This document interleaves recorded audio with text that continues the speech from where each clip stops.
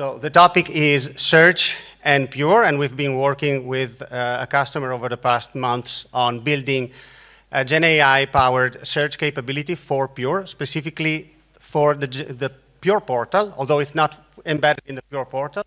So everything that you see right now is the next in development stage, so it's not ready for prime time, but we're working and we're learning a lot about the problem and the opportunities.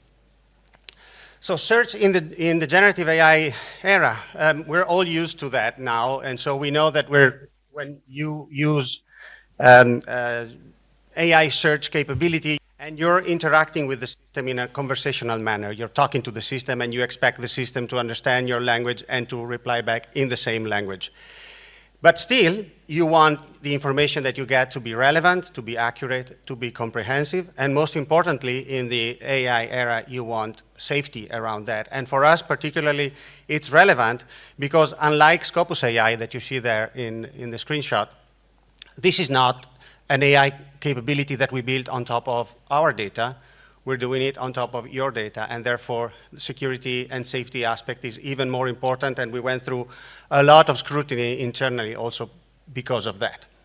And that is one of the challenges that we faced, of course, but there's more. Pure is not just a repository of publications. There's organizational units, people, grants, projects. A lot of different content types are hosted in Pure, and all these content types are related with each other. So it's a very rich and diverse knowledge graph that we need to be able to serve. So the very first challenge that we faced was what technical infrastructure are we going to use to store all this information? And that's where we initially explored the option of a GraphDB, and then we moved on, but I'll talk more about that later. The next challenge compared to the traditional search capability is the conversational aspect. So understanding the user intent, profiling the user, trying to understand who the user is so I can serve the right content, the right information to that user. And the other big challenge is indeed evaluation, because this is not traditional information retrieval where you can use the standard metrics, precision, recall, F1, and it's fairly easy. We had to come up with a completely new evaluation framework and testing protocol to make sure that we were capturing all the nuances of an AI-powered search capability. And the approach that we took was practical, also because, of course, we have limited resources and limited time to work on this, so we focused on one or two use cases, one primarily, and learn and iterate. The other big risk that is always there with technology, but with generative AI in particular, is the risk of going for the technology and the latest and greatest technology rather than going for something that actually works and serves supports your problems. So we had to decide at some point, are we pivoting? And that's what we did, indeed. We started very bullish on the idea of using graph databases and vector stores and doing a lot of things like that, but then we realized for the things that we have to do, given the time and the resources, we can probably serve this by using more traditional approaches that will just work, and that's what we decided right away. So sorry to disappoint any of you who came here for the GraphDB part, but there won't be much of that. But there will be a lot about the next aspect, divide et impera, decomposing problems, because of course, and you've seen it before in many other presentations, we have also taken a problem and broken it down into simpler problems to solve, and what that means in the context of AI, it means, of course, using agents and orchestrating agents together. So each agent solves a specific problem, and then all together address the big use case. And very important, design for testability and incorporating the evaluation into the design and development process. What that meant, and again, this might be a bit controversial, we decided that given the use case that we were working on, we didn't include research outputs in the set of entities that we would serve. Not because we couldn't, we know we can. In fact, we have already built at Elsevier RAGs, retrieval-augmented generation solutions for publications, Scopus AI being the obvious example. But we really wanted to see to what extent we can capture organizations people, awards and projects, funding opportunities, other content types that are in Pure. And the reason for that, in particular, is that the customer that we're working on told us, for me, the most important use case that I want you to serve is matchmaking. That's how we call it. I want users that are researchers that are looking for funding opportunities, programs, and they're looking for the right program, the right funding opportunity, and the right partners, researchers, institutions that have experience because they have been awarded grants in that area rather than just publishing. So that was the main use case, and then of course the standard use case of I'm a regular user, I just want to get some information out of the system, which we're also addressing.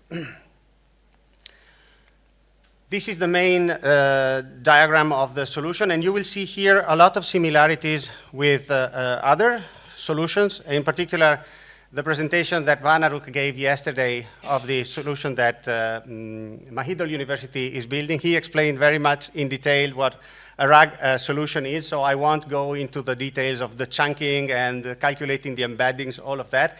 You can check his presentation on YouTube if you haven't seen it yesterday. But this is what we're doing. We're using the Pure API to collect the data from Pure, and again, you've heard Lars and all the exciting developments on the Pure API.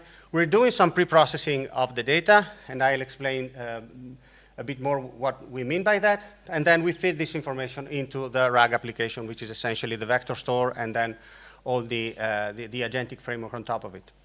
We have equipped the application with an API that is used by the UI that the users use, but we also built an evaluation tool that is used by the SMEs to actually test the system and collect all the feedback. So the screenshots that I will be showing are from the evaluation tool, because you can also see what's happening behind the curtains. And I had to pick some very specific examples, which might not be the best because we haven't launched yet with the customer, so I cannot be in full disclosure mode, so apologies for that, but hopefully soon we will launch and then you will all be able to test the system and we'll have your feedback. All right, so this is the pre-indexing and enrichment. 90% of the content is pure content, and it's content that we collect through the API, the standard JSON payload that you get through the API. However, the customer told us, I have a lot of information that is useful for this project that's in my website, and I don't want to replicate that information into Pure. So what we did is we added a bunch of links to organizational units in that specific case that pointed to their website, and so we follow those links as we go through the data collection process, and we scraped the web pages, and we created PDF documents that we then fed into the RAG pipeline. As we do that, we're also extracting metadata from the full text using LLMs again, so if we have dates, for example, or addresses, things that can be useful for filtering purposes.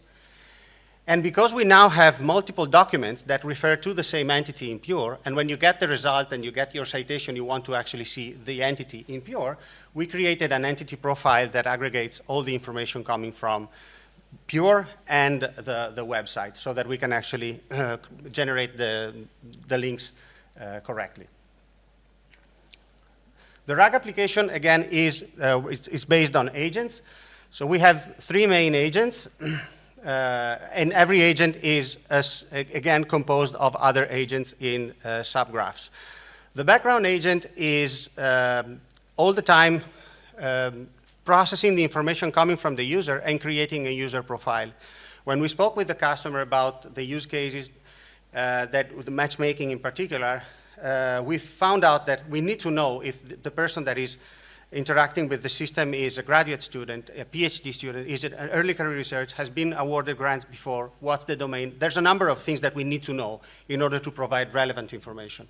That's what the background agent does, tries to infer this information from the conversation and ask some questions back, suggest questions, if we need to fill the gap. So are you an early career researcher or are you an established researcher? Things like that, for example.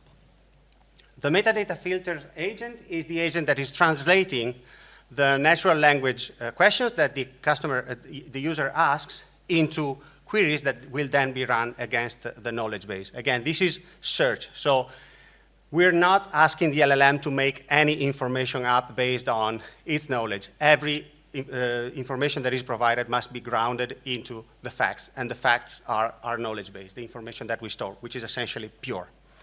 And the knowledge base agent is indeed the agent that interacts with the knowledge base and does all these things.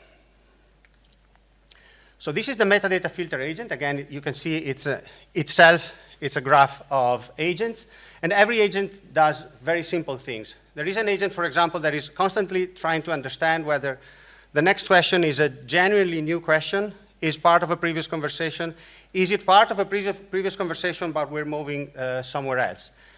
There's an agent that is always trying to understand, the user is interested in persons. Now it's interested in projects. Now it's both.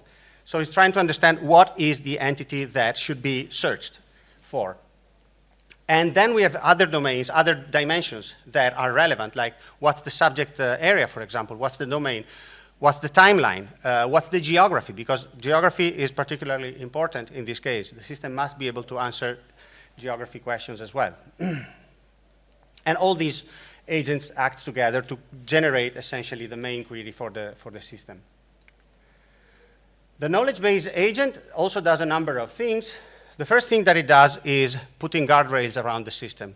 So addressing irrelevant questions or harmful questions. If you try to ask the system, can you help me find funding to build a bomb, for example, you'll get the right question. She will basically skip everything and tell you this is not the kind of things I'm meant to answer. And then we have a query decomposition agent, which is essentially breaking down the big query into multiple queries, because you may need to interact multiple times with your knowledge base to collect all the information that you need to put together to serve the answer. So that's what the decomposition agent does. Then we actually have an agent that runs the queries and gets the results. And because the results are coming from multiple queries, you need to merge the results together and rank them according to their relevant, combined relevance. So there's a dedicated agent. Each agent uses LLMs and specific prompts to do that. Then, as always, you take the top results and you feed the top results and the context to the LLM, who will generate the answer for the user. This is the evaluation framework. The dimensions that we're looking at: is the information that I'm providing relevant compared to the question? Is it correct? Is it factually correct? Can we actually prove every statement with references? Is it short and concise and to the point? Is it in proper English? We can also deal with other languages, but we focus primarily on English. Is it useful information, and is it complete? And we tested all these dimensions in various scenarios, understanding natural language, ambiguity, typos, all these things, keeping the conversational context going, looking for specific content types or dimensions, and then, of course, handling the irrelevant questions, the harmful intent, and also resilience against prompt injection and data poisoning, which are part of the overall vetting procedure that we have internally to make sure that we release a safe solution to the users. And again, let me remind you, the purpose of this is to become available on a public website, so we don't know who the user is when they interact with the system. So it's important that we are very careful about that. Okay, this is how the evaluation tool looks like. So I don't know if you can read it, but the part in the left contains all the tools that the SMEs use. So you have in the first box, you have the user profile. So the user agent is continuously creating and updating the profile based on the questions and the answers that the user provides. There's a possibility to save the sessions, of course. You can see the prompts and maybe tweak the prompts if you want to do that. There is a button, SME feedback, with number 4. That's the feedback tool that the SMEs use to actually provide feedback on the answers. And then the specific question that we asked here is, can you list some researchers having expertise in carbon capture and sequestration? And you get a list of users. Every researcher has a name, their affiliation, and then a very short description of the project. So In this simulation, I'm interested in one of them, and specifically John M. Richards of Earth and Carbon LLC, developing soil organic matter amendment techniques for carbon sequestration. So I want to know more about this guy. So I ask questions about, tell me more about the project by this researcher, John M. Richards. So we're going from researchers to projects. And in the meantime, the user profile is updated and it says, oh, maybe this person is actually interested in this specific topic.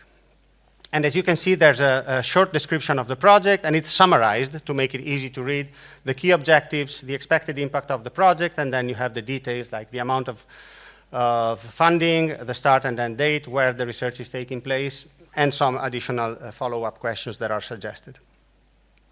Some other examples, like for example now, I don't want researchers in carbon capture and sequestration, but I want people that look like John M. Richards in terms of their portfolio of projects. And so I'm suggesting a different list of researchers now, and again with some follow-up questions.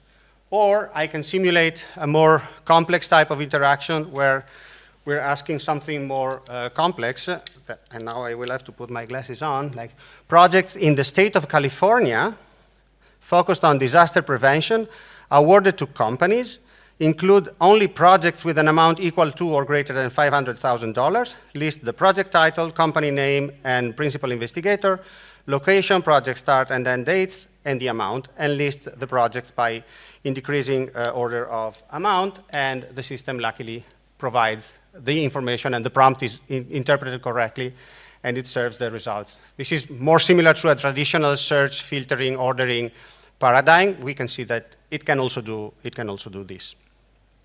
Again, this may not be the best examples, but if we start, I'm limited in the amount of information that I can share right now. This is the feedback tool. So for each one of the dimensions, we have the SME can give a score from 1 to 3, and then provide also some textual feedback. Everything is then captured, and we have evaluation tools that collect all this data and generate statistics and all sorts of things. And that's it. So my conclusions are that, particularly with Gen AI and vibe coding and search, it's very easy to build something that looks plausible, but at some point, if you're not careful, it will also look stupid. And if you're building something that everybody you will see, you want to be careful about that. Fall in love with the problem, not with the solution. So again, be ready to pivot if the technology doesn't work. And the testing is as important as the design and development, so incorporate it in the entire process. And as always, it takes a big team, a great team, and I had the pleasure to work with a great team and a great audience. Thank you.